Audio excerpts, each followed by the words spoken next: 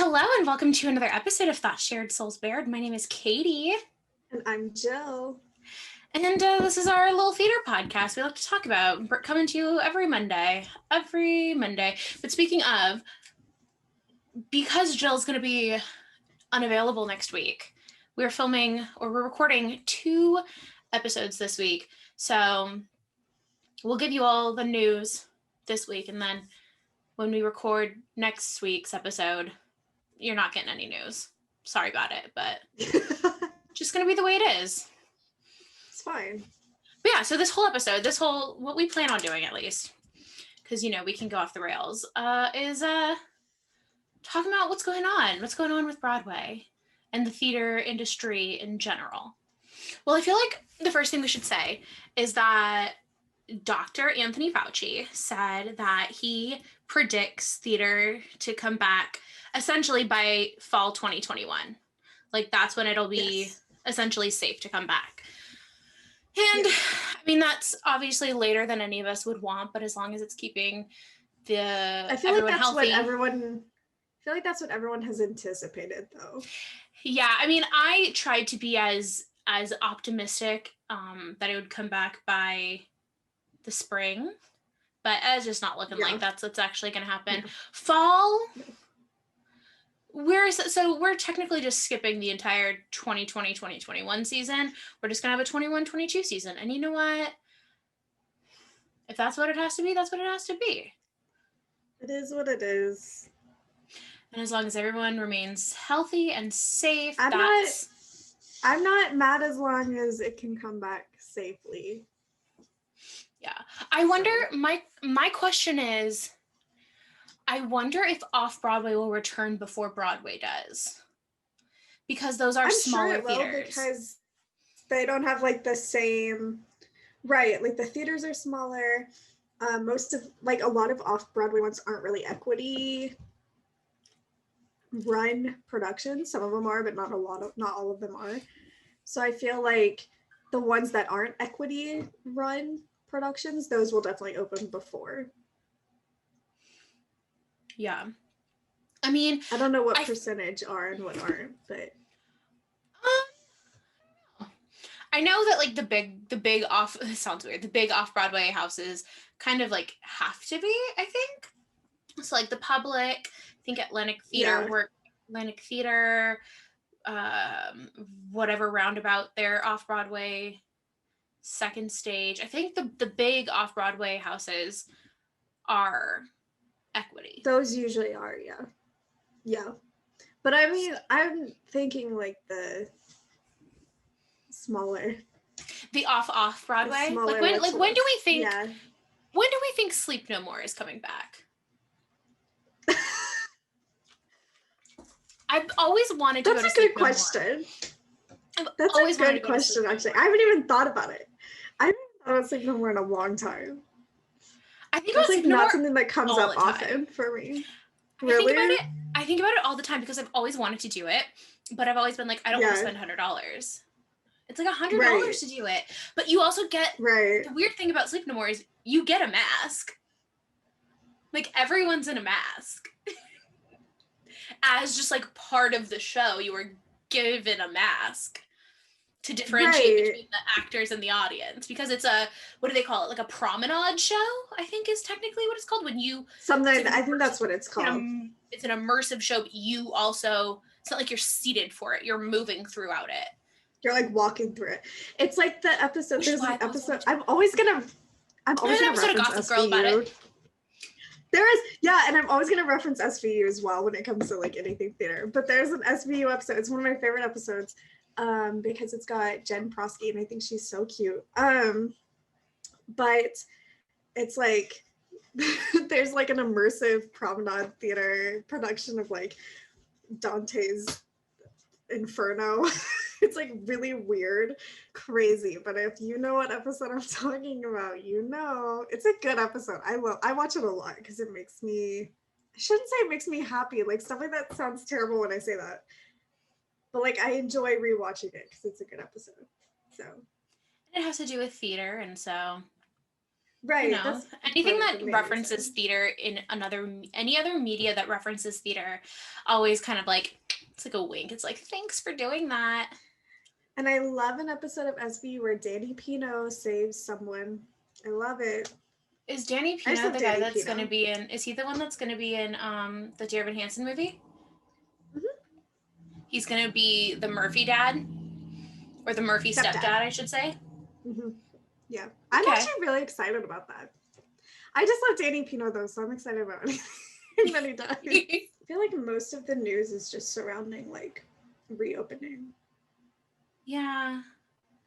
I mean, there's like the Hamilton announcement, which I'm not. Oh, is that the Hamilton announcement? That's in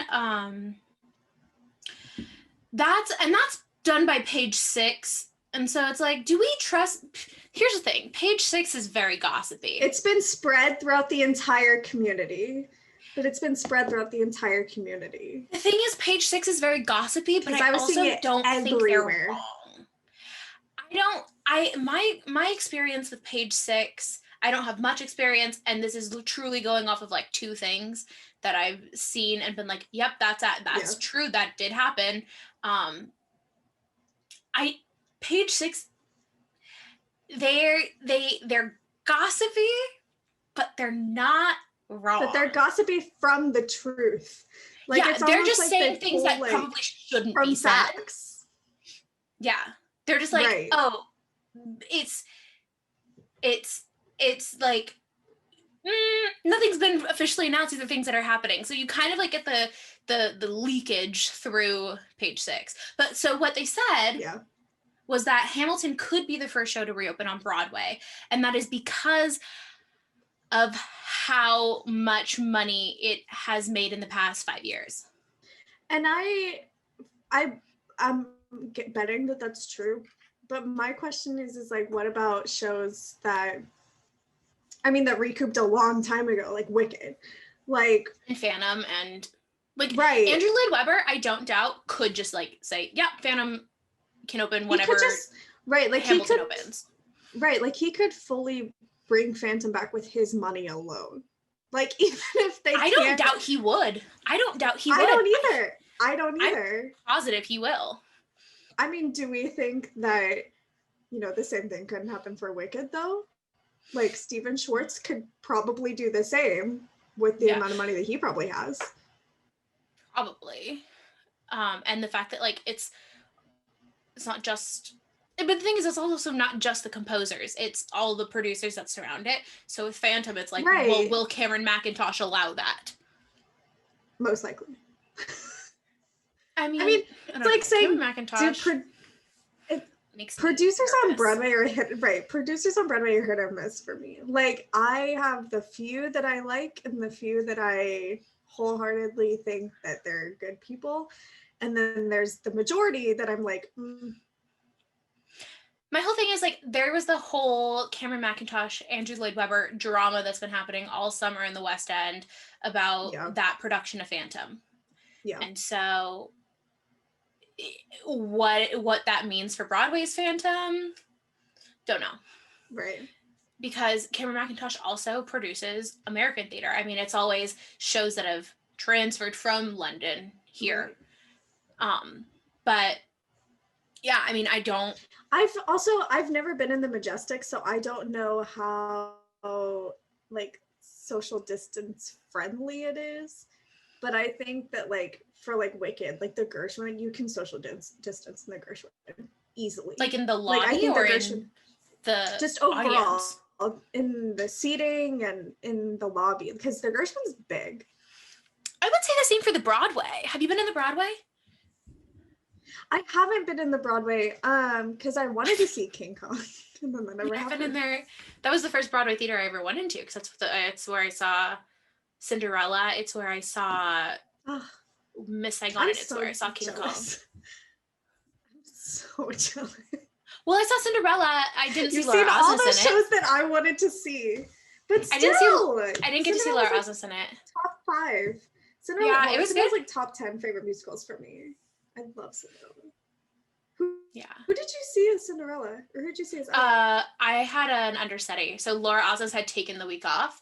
So I saw oh my god, I know her name. It's something like Alessia Neck or something. It's Alessa Neek. Neeck. Okay. Oh, I found it. I remember seeing Bright Star looking through like the playbill and being like, oh, I know that name. She was my understudy. She was my Ella. Oh, okay. But I did see like Santino, and I had an understudy for Ella and Marie. So, okay. Either way, I think at the time, it was a weird week too, because I saw that show on a Monday, and that was like one of their weird weeks where they like switched everything up. Yeah. And so I think Rebecca Luker was supposed to be the Marie at the time, but we had an understudy on. But I saw Santino, and I saw Anne Harada, and I saw Harriet Harris, and all of them. So that was really exciting. Love that. I love Anne Harada. She's Me too. So great. I'm so excited. This is off topic, but can we just discuss Schmigadoon for a second? Because I've been geeking out this is the show Aaron Tveit and Cecily Strong are on. That so many people are. It's such a stacked cast. It's like Cecily Strong, Keegan-Michael Key. I think it's written by Cecily Strong and Lorne Michaels. And so it's like Cecily Strong, Keegan-Michael Key, Fred Armisen, Alan Cummings, Kristen Chenoweth, Dove Cameron, Aaron Tveit, Anne Harada. Like, it's a stacked. Was this the picture where he looked like the Grinch? Yeah. Yeah. So every time I go, that dude looks like the Grinch. He looks like Jim Carrey as the Grinch. With a lot of like shows and stuff that I get excited about, I tend to get really excited about them and just like Google the hell out of them and like follow everyone on social media. And I didn't do it this time with this show because I knew there wasn't going to be much coverage of it on social media because I knew they were going to try and keep it a little bit more under wraps. And so I was like, because there's been almost no promotion for this, and it was announced like at the beginning of this year that it was being produced by Apple TV Plus. And I feel like we don't hear a lot about nothing about it. TV Plus. I feel like we just don't hear. And we should though, because Apple TV Plus is amazing. Like the content like Central Park. Central Park is great. The morning show is great. Defending Jacob was really good. Like I love Apple TV Plus content. I think it was so good. But like with Schmigadoon, I'm so excited just about like the roles that everybody's playing in this show, because this is like my dream television show. I've been saying that since they announced it, because it's like I have no knowledge of Brigadoon. I know literally nothing about Brigadoon. I've never listened to it. I've never watched the movie. I don't know anything about it. But it's literally Brigadoon? Like, yeah, I don't know. My glasses on. I feel like sorry, I just had to put my glasses on. I feel like my eyesight is just going like, ooh. Mood. I feel that. Like I'm not able to focus. But yeah, I know nothing about Brigadoon except for like the basic plot because I got it from what Schmigadoon is gonna be. The thing is, I don't even know the plot of Brigadoon. The only song I know, I think, is "On the Heather on the Hill." It's Lerner and Lowe, isn't it? I'm pretty sure it is. I think it is. And I know that there was the New York City Center revival, like Encore's revival, starring Stephanie J. Block and Kelly O'Hara and Patrick Wilson.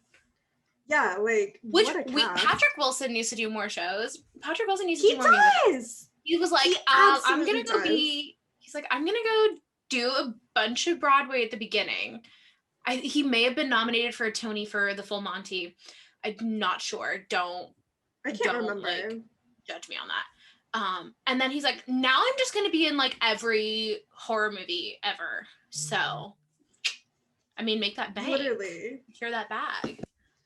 Literally. But the basic and then he's like, I'm gonna go be Raoul in the Phantom of the Opera movie.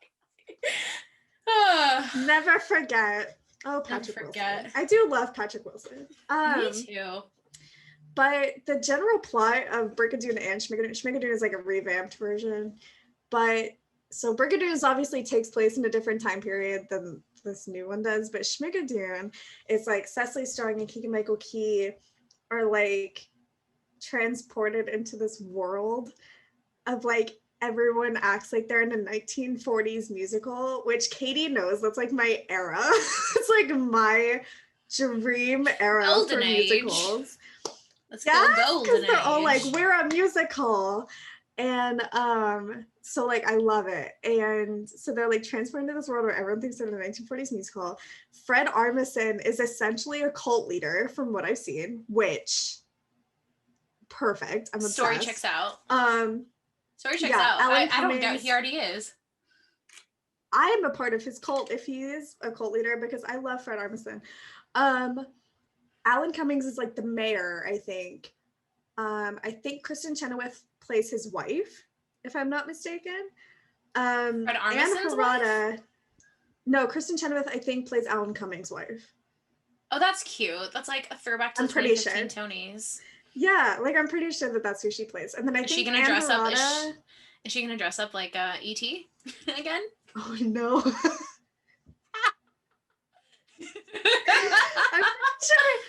I'm pretty sure Anne Harada is Fred Armisen's wife too, but I'm not 1,000. Don't quote me on that. I don't know that for a fact. Ariana DeBose plays a teacher who like feels out of all place. over the place. Isn't she? And I'm so excited about it because I love Ariana DeBose. And then Aaron Tveit is the town bad boy named Danny Bailey. So he's essentially reprising his role as Danny Zuko, but older and a different last name. And then who else? Who else is in it that I said? Oh, Dove Cameron is like a farmer's daughter. I think that's really perfect for her. I think that's gonna be so good. But essentially, Aaron Tveit's character falls in love with Cecily Strong's character the moment he sees her, which same, can you blame him? And then Dove Cameron's character falls in love with Keegan-Michael Key's character. And I'm really excited about that. I think it's gonna be really interesting. I know Katie's like uncomfy with it because I'm pretty sure we talked about it. I love Cecily Strong. Whenever I think about her, the one thing I think about most of the time is I don't know if they still do it on SNL. I don't really watch SNL that much. But there was this sketch where it was her and Vanessa Bayer. I think it was Vanessa Bayer. And they were like, we're not porn stars anymore. And they were just like, we're classy salespeople on TV. Oh, I know what you're talking. And they're, instead of selling like Bulgari, they were just like, it's Bivilgagi. Yes! So I forgot that's what I that. think about all the time. It's like, it's Bivilgagi. And then like, on your yachts instead of yachts. I'm like, on your yachts. Cecily Strong is one of the most underrated women ever. Like, I think she is just so good at everything, and people don't give her enough credit. She's so good. And I'm so excited that Keegan-Michael Key is doing more musical things. I'm very amped about Me that. too. I know. I've said it before. Jingle Jangle yet on Netflix? I haven't yet. I haven't. You need to. It's amazing. But I love him. So good. He's amazing. Okay, here's the thing. I don't recall the character that he's playing in the prom. I don't think that he has a song. Are they giving him a song? Like, I don't think the principal has a song. I don't think the principal has a song. But I've said it before, and I'll say it again. I really, really, really want a revival of Neil Simon's The Odd Couple starring Keegan-Michael Key and Jordan Peele. I want that so bad. That would be so good. I want that so bad. Because like that other would people be really good. Other people might be like, oh no, you want it with John Mulaney and Nick Kroll. I'm like, no, I want it with Keegan-Michael Key and Jordan Peele. Yes. Although I do love John Mulaney. I love me some John Mulaney. Oh, I love John Mulaney. But I agree. But I want it with Keegan-Michael Key and Jordan Peele. I think we need Keegan-Michael Key and Jordan Peele. I agree. My favorite thing when we were watching Jingle Jangle, because I was watching with my parents a couple weeks ago, and I was like, literally wouldn't shut up about how much I love Keegan-Michael Key. And my dad was like, but does he have like the writing capabilities of Jordan Peele? So why are you comparing two kings? Why are you like, I was like, why are you pitting these kings against each other? Like, I was like, I am so disgusted by this right now. And I was like, you're They're not both great wrong. in their own ways. Right, I was like, you're not wrong, but that's not his strong suit. That's not what he's put on this earth to do. Let him do whatever he wants.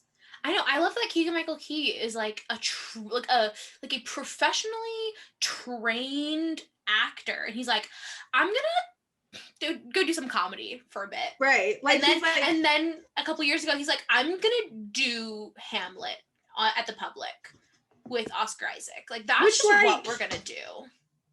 Crazy. Love it. I wish. And I now he's doing all these musicals, and it makes me so happy.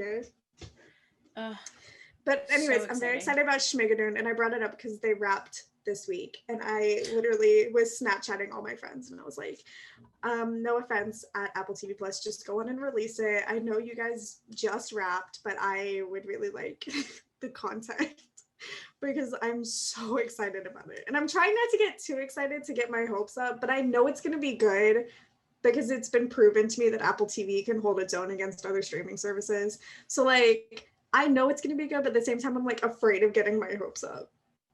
Isn't that one Haley Steinfeld show on Apple TV Plus? What's it called? That one's it's like Dickinson or something. Yeah, I think it's about Emily Dickinson. Yeah. I couldn't think of who it was about, but I don't like. I feel like that was. I feel like that was their first. That was their first major one. Yeah, that was their first major show. I'm not a big Haley Steinfeld person, so I can't comment on it because I haven't watched it because I don't really have an interest in it. But most of their other stuff I've seen, and I'm obsessed with it. Okay. I just read something.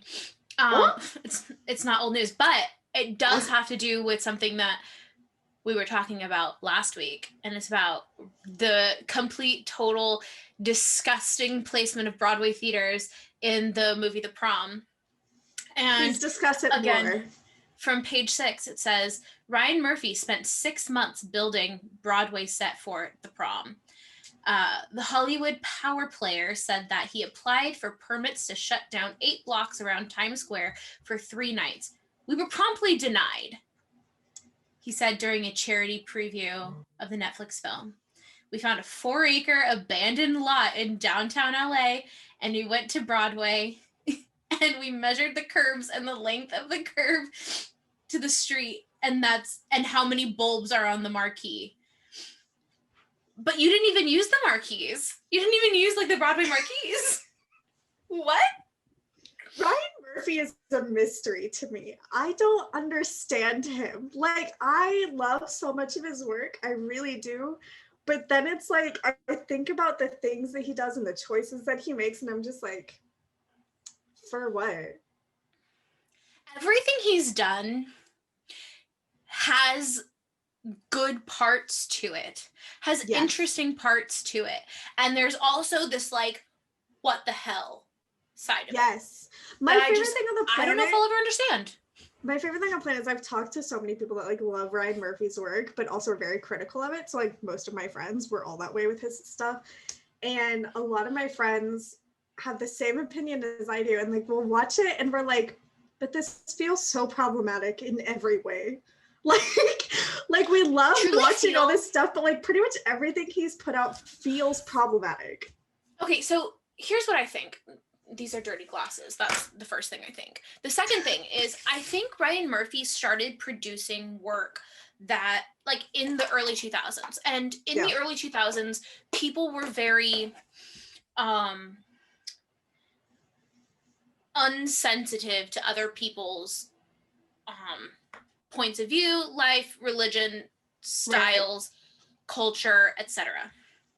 AKA like the era of like the teen soap operas. Yeah, or I was watching a New York Minute the other day because I said, let's just watch some Mary-Kate and Ashley Olsen. My favorite, Mary-Kate and Ashley Olsen. Are you kidding me? I love there's a whole scene in there where they go to like a black barber shop, and that scene would not fly today. Nope. Not at all. I know exactly, because I rewatched that for the first time like a year ago, and I was like, no. That it would not. God. And so like in the early 2000s, people were just like unsensitive to those things.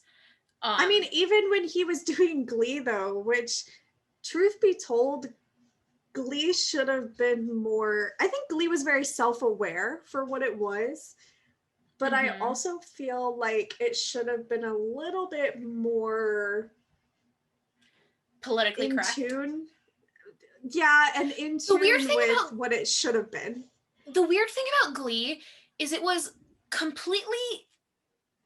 There was a lot of it that was politically incorrect, and yet at the same time they were trying to force so many different social like issues on you.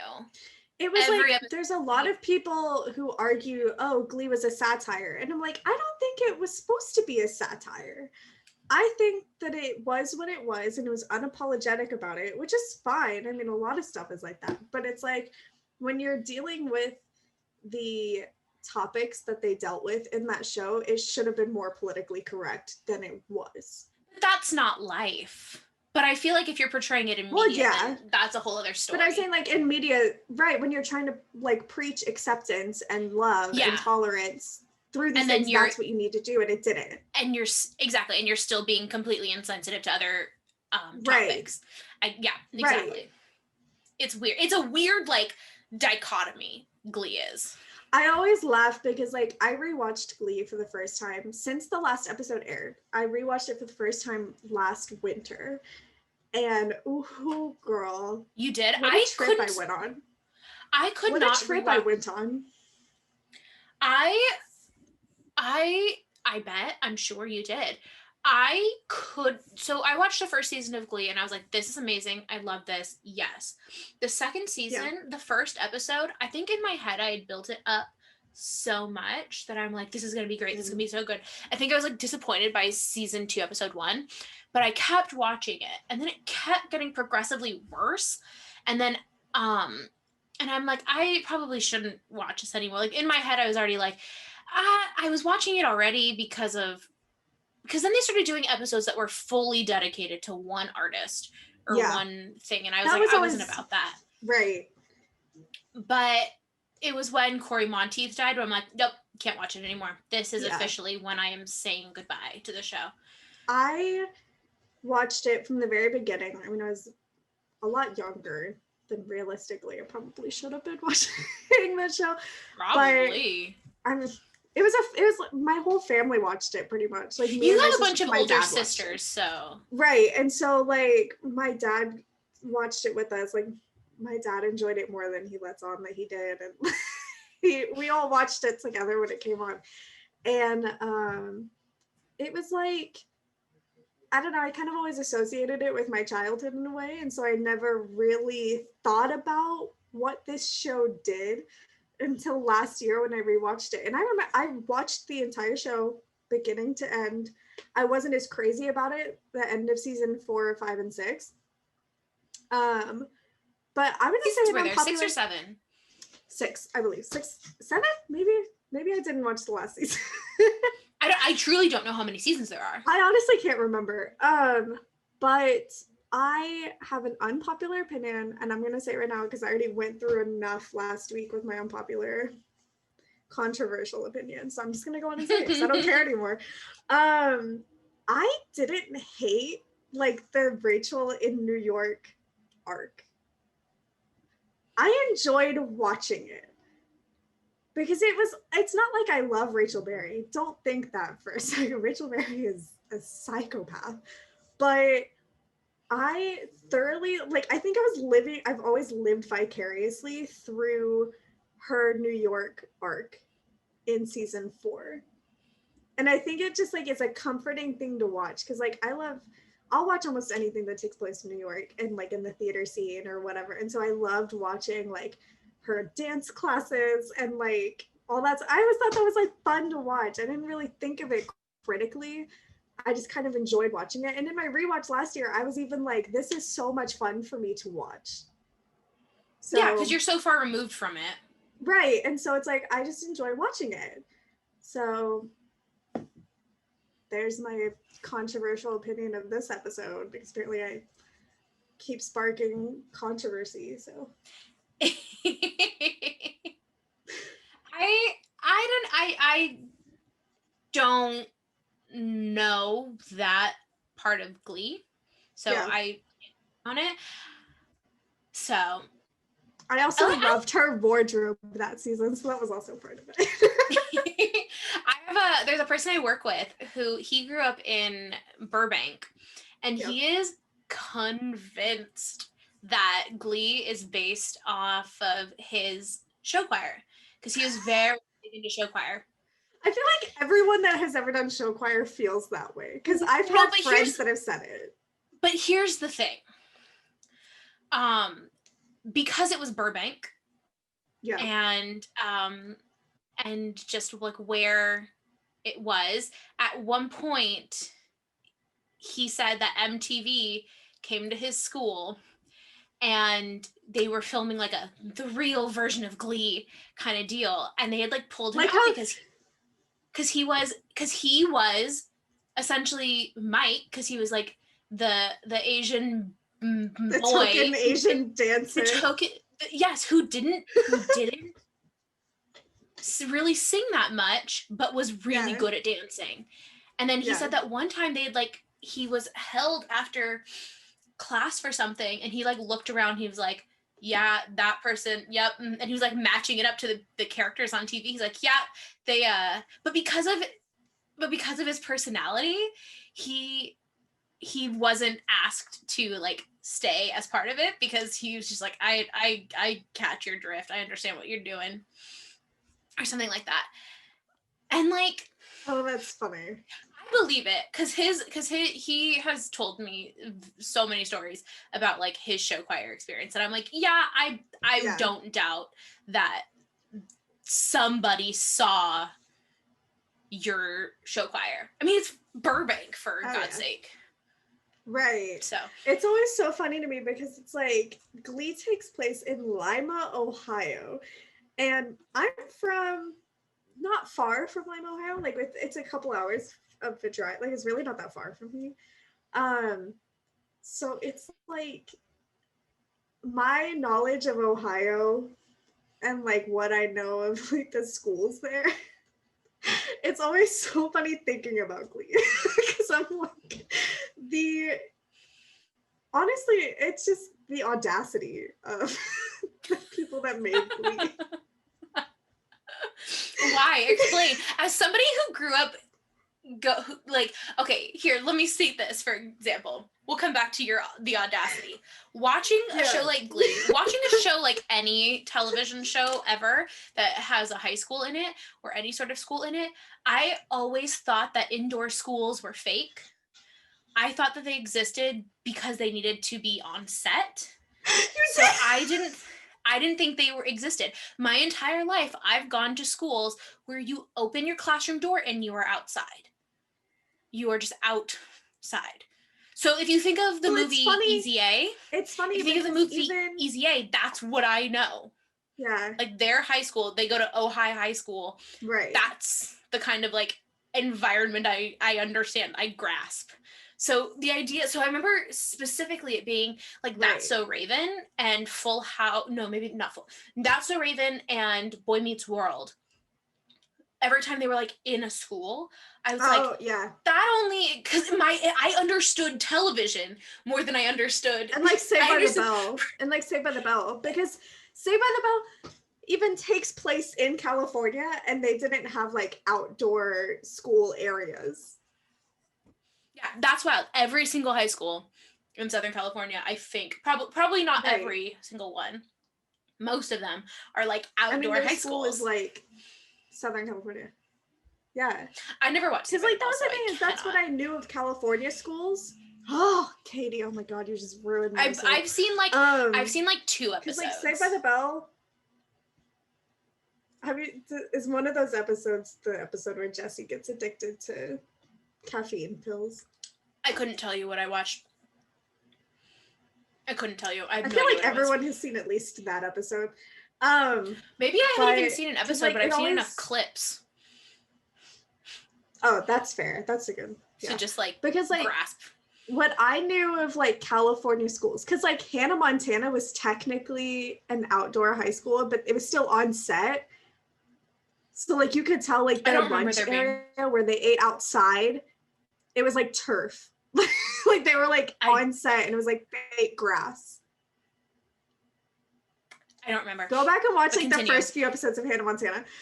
Because I knew that the first episode they're in a cafeteria outside. Okay, so it's not the first episode then, but like later in a couple episodes later or whatever, it's like fake grass on a set with a couple of lunch tables, and it's weird. Like it's supposed to look like it's outside, but like you can tell that it's not outside. But like what I knew of California schools were like, oh, they're outside. They have like, you know, that kind of feel to them, and so it was always weird like watching Saved by the Bell, and I was like, this feels wrong.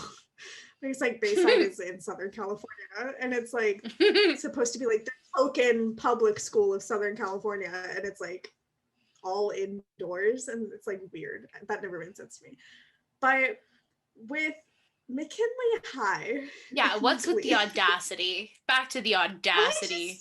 I just find it's so funny how like I don't like there's so many things about the school system that aren't entirely inaccurate to like Ohio, Kentucky, Indiana, like the vibe of our school systems are in this area.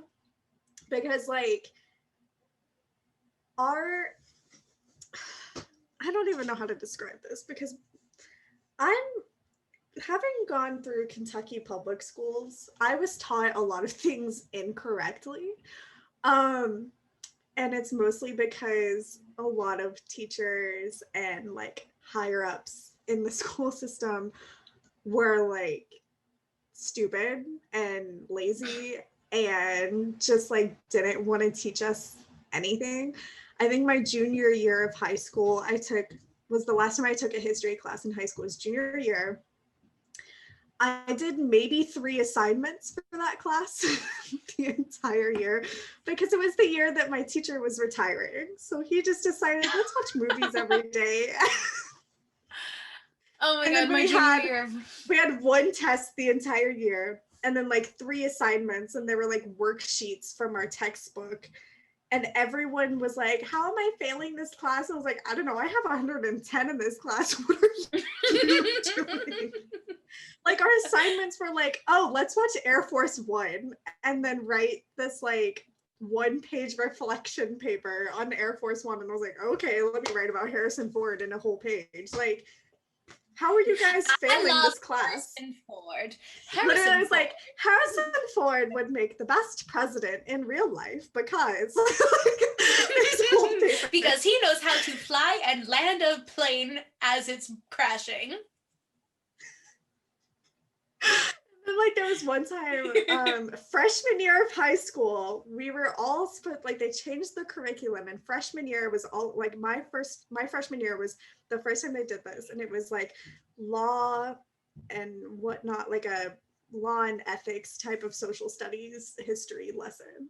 Like that was what freshman history was. And it was so funny because my teacher, I kid you not, was like, I think it was like ex-CIA or something. I can't remember, but he was very much Ron Swanson in the sense that he would tell us every single day that the government doesn't matter. And the government that sounds like Ron Swanson. Literally everything he said was so Ron Swanson, and it was so funny. And every time the projector screen was down, we knew that we were in for a treat, because the amount of times I have seen RV because of this man. RV.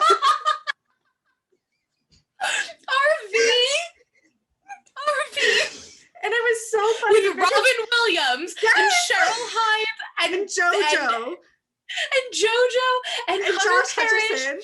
And Josh Hutcherson and oh my God, hold on. Kristen Chenoweth and oh my God, Jeff Daniels. Yes, and I vividly remember this because it was like the height of my Hunger Games phase, like the height of my Hunger Games era of my life.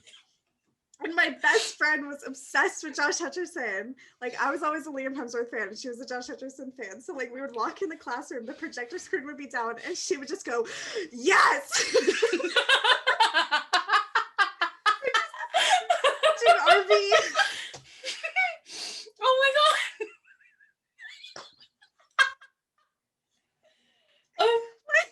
I've seen RV 12 times because of this one class. I feel like I own RV somewhere around here. Like, I saw Oh it my as a God. kid, obviously. Like, every kid watches RV at some point in their life. But, like, I've seen it 12 times solely because of my freshman year history class. And then he showed us this movie that felt very much like a Lifetime movie. I think it may have been a Lifetime movie about something. Like, he was like, we're in our geography unit, so we're gonna watch this movie. We thought it was gonna be a documentary. He put on this Lifetime movie, about living in the mountains.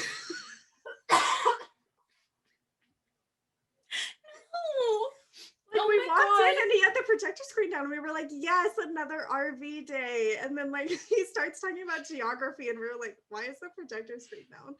And I was like, RV would be ideal for a geography lesson, but that's fine.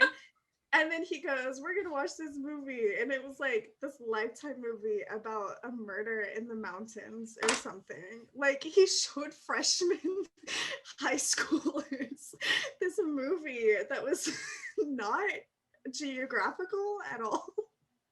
Like, the only thing about it was that they lived in the mountains.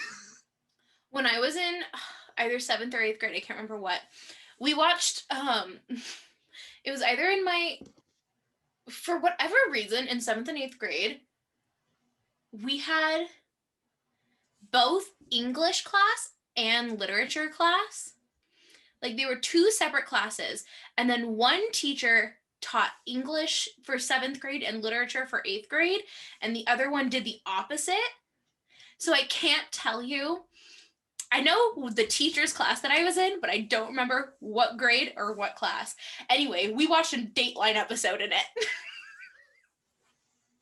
We were just watching, and then we had to like write some essay on it or something. Oh my God. So I 8th grade choir.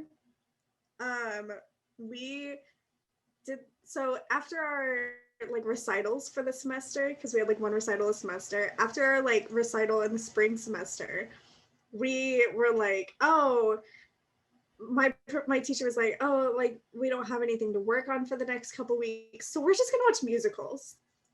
Of course, I was like thrilled. Like, I was so freaking excited for this moment. And everyone else in that room was like, are you kidding me? Because it's like all the kids that were only taking choir, so they didn't have to take general music. Like, they were like, did not care about anything. And I was like so amped because he was like, we're gonna watch musicals and then like a couple movies that like are now musicals. And so I was so amped about it. And we watched The Music Man with Kristen Chenoweth, which still to this day holds a special place in my heart. That's Kristen Chenoweth and Matthew Broderick? Yes. Okay. Yeah. And so still to this day, that movie has such a special place in my heart because I vividly remember sitting in 8th grade choir, watching this with my friends and us just being like, oh my God, like, yes, Kristen Chenoweth. Like, we were all so into it solely for Kristen Chenoweth. We didn't care about anything else. And then we watched Seven Brides for Seven Brothers. I still have no idea what happens in that musical. Watch that movie. I watched that my senior year of high school in theater. I don't remember what happens. All I remember is Russ Tamblyn is just like such a good dancer. Love Russ Tamblyn. That's like the one thing I got out of that movie was the choreography. Like, also, they all like kidnapped these women and then held them and then they became their bride. Is that just the tone of? Is that just what Seven Brides for Seven Brothers is? Apparently, because that's all I really remember from it. And then we watched The Color Purple, iconic, so good.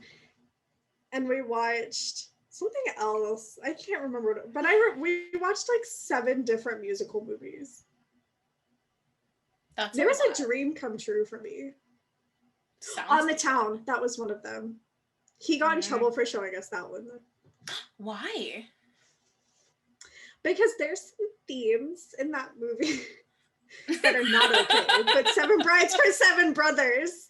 But Seven Brides for Kidnapping Seven women Brothers and was forcing fine. them to be your brides is totally fine. That was fine, but like 2 people making out in a taxi is just too much. I feel like my high school is making out with anybody. I feel like my high school is very relaxed. Like, oh, this was my middle school, but my high school was horrendous. Oh, my middle school, I went to private Christian school for elementary and junior high, so nothing got past that wasn't Jesus. No. My middle school experience was so wild because 8th grade, I vividly, this may be a little bit like aggressive to say in this podcast, but there was this day, I vividly remember this. This was 8th grade in my homeroom / social studies class. Because it was the same, like my homeroom and first hour were the same teacher. So I just said homeroom / social studies. And what is homeroom? You kind of just hang out for like 30 minutes before your first class. You kind of like, it's just. What's the point? I don't know. Homeroom, I don't know. Because that's not a thing I had. Yeah, no, it still doesn't make any sense to me. We only had it in middle school, though. Our high school didn't have it. So I had friends who were on like block schedule, and I think they had homeroom. So like homeroom was technically their first period, but on days when they were, so like you'd go on one day, you'd be like 1, 2, 3, and then on days where you were 4, 5, 6, they would still have like homeroom, and then they'd have to go to 4. So they were at 1 and then 4, 5, and 6. Like a study hall kind of a thing. Yeah, but it was our homeroom was essentially like doing our homework. Right, like our homeroom was essentially, we would always, a lot of us would like get to school early to go to homeroom to do our homework that was due that day because we just didn't do it the night before. So that was essentially what homeroom was for most of us. But 8th grade, imagine this. My seat was at the front of the class because it was all alphabetical. So I just ended up in the front of the class somehow. And I was sitting next to my friend. And then I had a couple more friends that were like kind of in the back of the room. And then a couple people I hated in the back of the room. And one of my acquaintances at the time, we weren't friends yet, but one of my acquaintances, she was like, there were a whole bunch of like the popular kids were in my homeroom. And so like the cheerleaders and whatever. So they were all in there. And there was this day where this girl that like I kind of knew at the time, I wasn't friends with her yet, got into a screaming match with her best friend who was also in our homeroom. And I couldn't figure out what it was about. And then my friend who was like in on like what was happening was like, oh my God, you won't believe it. She's like, I'm gonna make up names for them just in case, because I don't want to like say anything that could get me into trouble with anybody. So I'm gonna say like this girl is named like Ashley. She was like, oh my God, Ashley slept with, I don't know, Melissa's boyfriend. And I was like, this is in junior high? What? This is in 8th grade. And I was like, what are you talking about? And she was like, yeah, so like Melissa just broke up with her boyfriend and now like her best friend is sleeping with him. And I was like, where are we? I was like, how old are we? And like, I was sitting there, I was literally scrolling through my iPod, like listening to Wicked. Like this was all happening. And I take out my headphones because I was like, I want in on this drama. Because like, also keep in mind, I've been obsessed with Gossip Girl since I was like 7 years old. So like, I love drama. And so she was like, no, you're going to want to pay attention. And I was like, okay. So I take out my headphones and I'm just hearing like them screaming at each other, just straight up like screaming at each other. And the guy that they're fighting over is also in the room. He's in like the back corner with his friends. And so they're all screaming at each other. And like one of them's crying and the other one is crying because they're like, oh my God, you're my best friend. I can't believe you would do this. Like it's a whole thing. And then my teacher just starts going, why can't we be friends? Why can't we? Oh God. fully aware of, like, he's fully aware of what they're fighting over because he's standing right in front of me and my friend who were just talking about it. So he knows what they're fighting over. And he's like trying not to escalate it, but at the same time, he's like, I don't want to be involved. So he was just like singing that for like 20 minutes. And it got to the point of where like homeroom was ending. And so he was like, I don't know what to do here. Like, he's like, I don't know what to do in this situation. And so he calls our like dean of students and he's like, you need to come take care of this because I don't know how to handle this situation because I don't know how old they think they are, but this is absurd. And so like the dean of students comes down and like grabs both of them and starts like screaming at them in the hallway in the middle of like class change. Oh my God. And it's so funny. And then I found out some other things later that just made it so much crazier, but I don't want to discuss that here because they're very aggressive. You're gonna have to tell me. You're gonna have to tell me later. Very aggressive details. So. Oh my gosh. Like details that I would never have thought would happen to like 13-year-olds. I mean, I can't say the same ever happened to me. How many girls throughout your high school career got pregnant and had to drop out? Just out of curiosity. I don't know. My high school, what was your graduating class size? It was originally it was 750, but at the end of it, so with dropouts and we only had one high school. Oh, we had 6 elementary schools feeding into 3 middle schools, feeding into 1 high school. That's ridiculous. Oh my God. No, we had 500 with people in our class. I didn't know. Class ended up being about 500. Yeah, my graduating class was like 500, I think. I don't know. I mean, there were that's definitely what mine ended up being. There were definitely pregnant women, pregnant girls in my high school. I don't know how many of them dropped out. I in truly my do class, not know. Every single year. My 8th grade year, there was one. Oh my God. I think, so we had, oh God, there were like 3 or 4 middle schools that fed into my, and also the thing is, because I didn't go to high school anywhere near where I went to elementary and junior high, I didn't know anybody going into high school. Like on my first day of high school, I knew my brother and I knew my brother's girlfriend at the time. So I didn't know anybody on my first day of high school. So I truly didn't know most people I went to high school with. And then because I was just in classes with the same people, so I didn't really expand outside of those people. So I don't know. Right. Truly don't know. Because I do know that there was one girl. There was one girl who did get pregnant by a boy who went to our high school. And then he got another girl at the rival high school pregnant.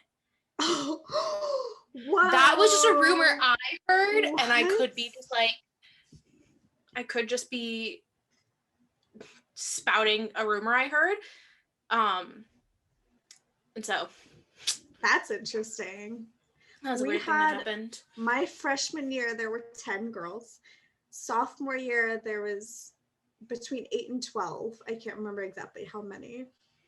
Junior year. Did you guys not have sex ed? We were taught abstinence only. I don't remember what we were taught. Welcome to Kentucky curriculum. I don't remember what we were taught. So my senior year was when I took health class because I was avoiding it because I hated the health teacher. And then I was very lucky because our health teacher sucked. She's one of the most satanic women I have ever encountered in my life. She's awful. But she was my health teacher. But we complained so much about her to like the higher ups that they let us have the like gym teacher for half the semester because he was also like trained to teach like health class and stuff. They let us have him for the like sections on sex ed drinking, drugs, like that kind of thing. And then our original health teacher came in for part of the drug discussion because she was like, I have things to say. Most of the stories she told were just scare tactics that I don't think were true, because she told us like that 3 of her friends were bulimic, and I was like, that seems like a large amount of people that you were around to have all had the same eating disorder, but that's fine. I don't think that was true. At my school, we had health class for 1 semester, and that's what ours was. And I took it freshman year. And so this has been, it's been so long since I've taken this. I don't remember much of anything, except them saying that doing household chores burns calories, because I've always been insecure about my weight. And being like, oh, okay, cool. So if I vacuum enough, then I'll be skinny. Oh God. And then, don't think that doesn't go through my mind every single time I do any chore. That takes, I sweat. Now when I vacuum, yes. We had like terrible Santa Ana winds not last night, the night before. Terrible Santa Ana winds. And so this morning I went out and I swept our entire back patio, and we have like a bunch of like patio furniture out there, and I was like wiping everything down, and I'm like, I'm gonna be skinny. I will never be skinny in my entire life. It's just, I'm gonna lose 20 pounds just doing this. It's just not the way my body's built. Like, I'm trying to accept that, but my brain just won't let me. Anyway, the only other thing I remember is during that. So I remember we had a guy come in and teach us about birth control, I think. Like, this was like some random dude. I don't know who he was. And one of the questions he asked was, raise your hand if any of you are sexual beings. And so everyone was like, what are you I mean, everyone should raise their hand, because technically as humans. Yes, and that's what he said. That's exactly what he said. That's exactly what he said. Is it really? Mm-hmm. It's exactly what he said. But everyone was like, what are you asking me? I'm not gonna raise my hand because it was like everyone was trying to figure out if he was asking like if they're sexually active. Like, yes. And then people were just like, I don't know how to respond to this question. And so I remember that, and then I remember him explaining to us how to like put a condom on, and then afterwards he was saying, I'm ripping this up so that nobody goes in the trash and takes it. Which I feel like is the opposite of what you should do in a sex ed class. You should be handing them out. I don't remember anything else. We never got taught any of that. Fun fact. We were taught about STDs. We didn't get taught any of that. So we were taught. Nope, didn't hear any of that conversation. We literally, I'm not even joking you, Katie. It was the craziest thing. So our gym coach came in to teach like part of sex ed and then drugs and alcohol. And he's one of my favorite people on the planet. He was so funny. And he came in, and for the drugs and alcohol section of class, he goes, all right, I'm just going to give it to you straight. If you want to drink, drink, but don't do it to get drunk. Do it because you like it. Like, he was like get a little buzz, and that's fine. He's like, that's all you need. As if alcoholism doesn't exist. It's funny because like me and three of my friends were all in my class. So it was 4 of us were seniors. The rest were freshmen. So it was like the weirdest thing on the planet, because we were all sitting there laughing, and he was like, and he knew why we were laughing, because like he knew that we were safe about drinking. Like if we were drinking before 21, we were safe, but we were doing it in our own homes, like with our parents or whatever, just like a glass of wine or like a beer. And so he knew that we weren't doing anything crazy, because he also knew us, because he had us in other classes. And so we were all laughing, and he knew why we were laughing. And so he goes, be like those guys in the back over there. And all the freshmen looked at us, and they were like, no, they're losers. They're seniors like, taking a health class. On their faces, right? Like you could see on their faces that they were like, there's no way in hell I want to end up like those people. They're insane. Because any downtime in that class that we were given to like study for other classes, we would watch like Brain Dead on my laptop. Like we were like, let's watch Tony Shalhoub lose his mind. That's what sounds like fun to us. And then everyone else was watching like stupid like there was like a bunch of basketball players in that class and everything, and they were all doing like on Snapchat and everything with their friends, and we were like, oh my god, let's watch Brain Dead. We were insane. Then he told us for the sex ed portion, he was like, I'm not allowed to teach you guys pretty much anything that you need to know about how to have safe sex. So he was like, so I'm just going to tell you this.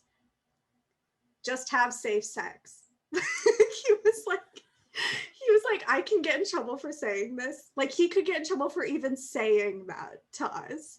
He was like, just have safe sex. Don't be stupid. Wear a condom. Like he was like going through the whole thing. And we were just like, this is all the knowledge we need about how to have safe sex. This is exactly what we needed to hear. Oh my Thank God. you, Coach E. Thanks to the American I felt bad because it's like he literally wasn't allowed to give any specifics. He wasn't allowed to talk about anything. And then like our health teacher came in and she was like, don't have sex. Don't do it. Like she was like the teacher in Mean Girls. Don't have sex. You will get pregnant and die. Also like, known she as kept the telling us story horror of Spring stories. Awakening. Literally, she kept telling us like these horror stories about like sex gone wrong, and we were like, okay, like we've all seen sex sent me to the ER. We don't need this information too. We don't care.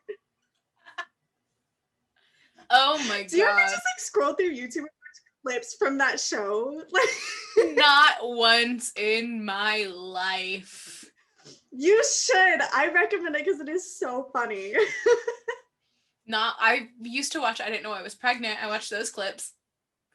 Yes, I do.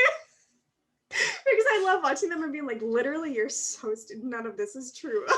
None of this happened. Oh God. I keep getting TLC shows recommended on my YouTube and I'm like, why? I watched one episode of Extreme Couponing and this happens. Oh my gosh. Okay, well, with that. This episode really got away from us. It really did. It really did. We talked a lot about the differences. We talked about theater for 10 minutes. We talked a lot about the curriculum between Kentucky and California high schools. You know, we talked about theater for all of 15 minutes. And you know what? That's fine. Jill, where can people find us? I realize we've been saying our TikTok wrong though. Have we? Our TikTok is Thought Shared Podcast. It's the full thing. That's what I've been saying. That's what I've been saying. You've been saying Thought Shared Pod. No, I've been saying podcast. Have you? Yeah. Maybe in my head I've just been thinking it's pod. Oh. Well, our TikTok and Instagram is at Thoughts Shared Podcast, and our Twitter is at Thoughts Shared _. And if you want to find me, I'm Katie. You can find me on TikTok at Katiefornia. I hit 5,000 followers the other day. That's exciting for me. 5,000 more and you can be a part of the Creator Fund. And then make 20 cents. Yes.